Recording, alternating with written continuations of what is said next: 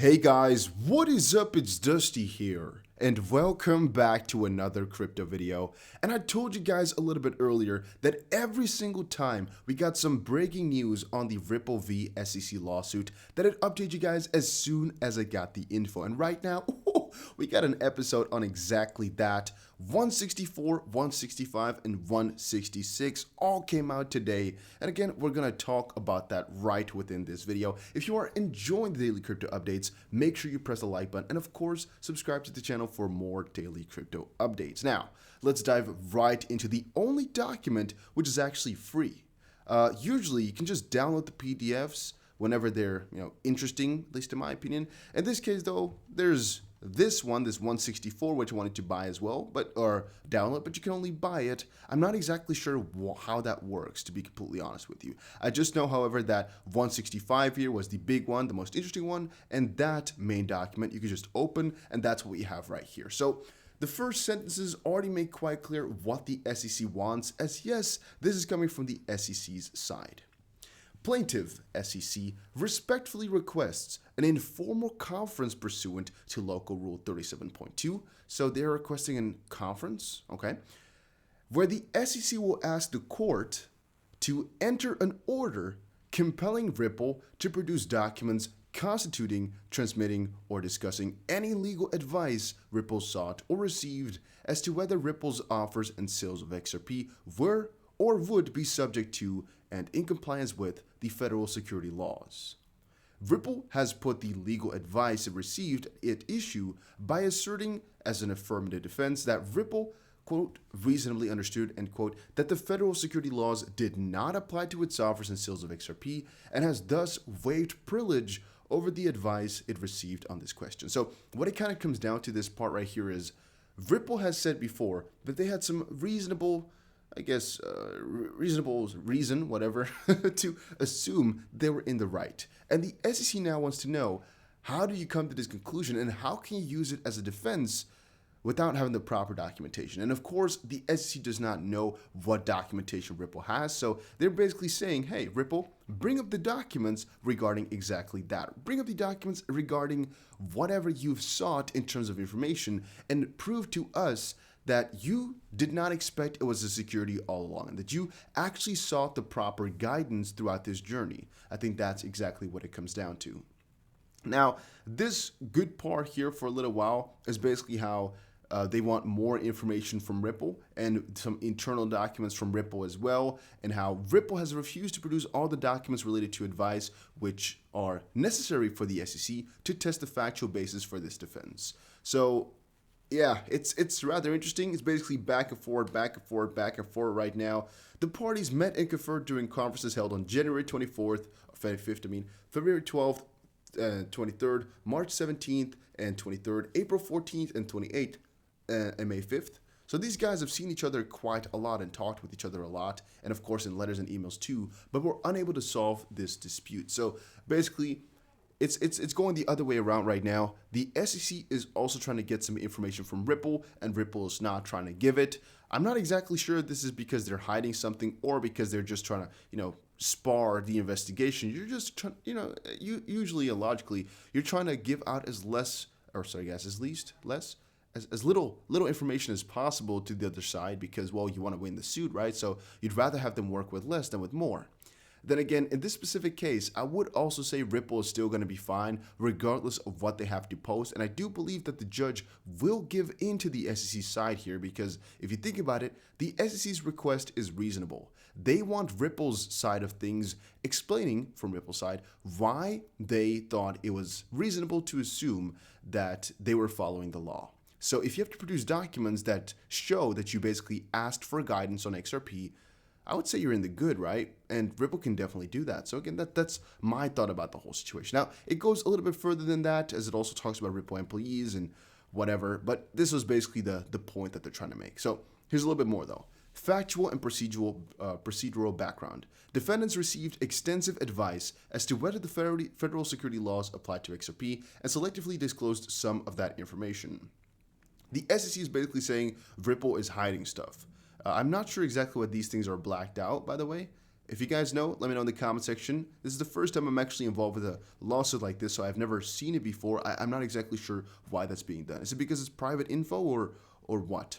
Now, this first part here is again talking about how Ripple is hiding stuff. They're just not giving it out to the public. Even though they had the memos, for example, Larson sent one of 2 law firm A memos to third parties on at least 14 different occasions while pursuing something. Ripple retained a second law firm to provide additional advice on these topics.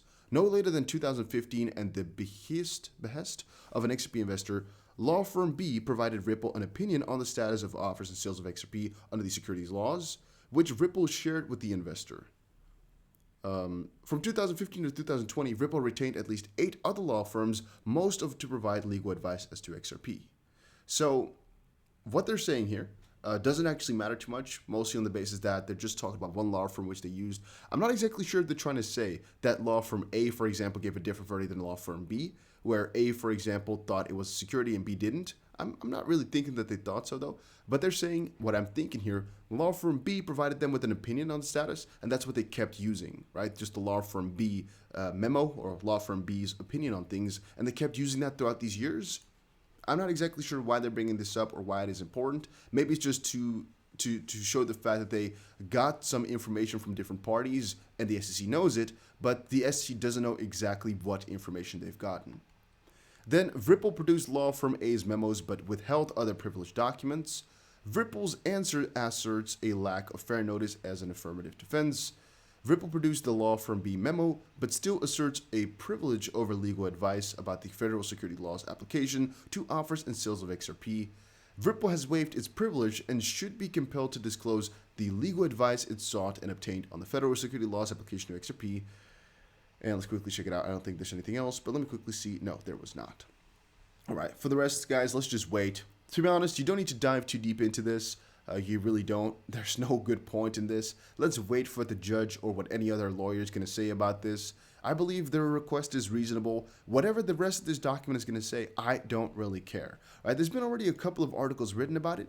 SEC wants to force Ripple to testify about legal advice it obtained regarding XRP status, but I don't think that's a bad thing because I do think Ripple will just get themselves through it. I even think this could be a bullish thing as Ripple might be able to show some stuff towards the judge, which shows, hey, here's exactly why we think that we're in the right, and that might, again, be something really, really juicy because in the letter, if you just read it through, which I just did, you'll also notice it looks good for Ripple, and I'm not exactly sure why they put all these facts down. I guess it's just to kind of showcase that Ripple has a lot of information, but they're being selective in what they show. Then again, they're not really giving us good examples of how they're just not having the good info. So I'm not exactly sure about that, what their purpose would be, except for the fact that they want Ripple to prove it. To prove that they couldn't have known, to prove that they got advice, even though the SEC does say that they've gotten some of that advice already. So again, a little bit confusing to me. Usually they're quite clear in essence, but then again, maybe I'm just not understanding it properly. That's also possible too. So my thought on this one is it bullish or bearish on XRP? Neither. We're going to see from a judge exactly what's going to happen. Here, the SEC claims that it needs access to the aforementioned documents before the depositions of Ripple employees, including Brett Garlinghouse and Chris Larson, start in 12 days. The regulator has requested an informal conference on the matter, so I'm not exactly sure why an informal, and if that just means another kind of meet and confer type of date, or if that means, again, that a conference like this means there's a judge going to be coming too, but that again would mean formal, right? So what's the difference there? Not exactly sure about that either.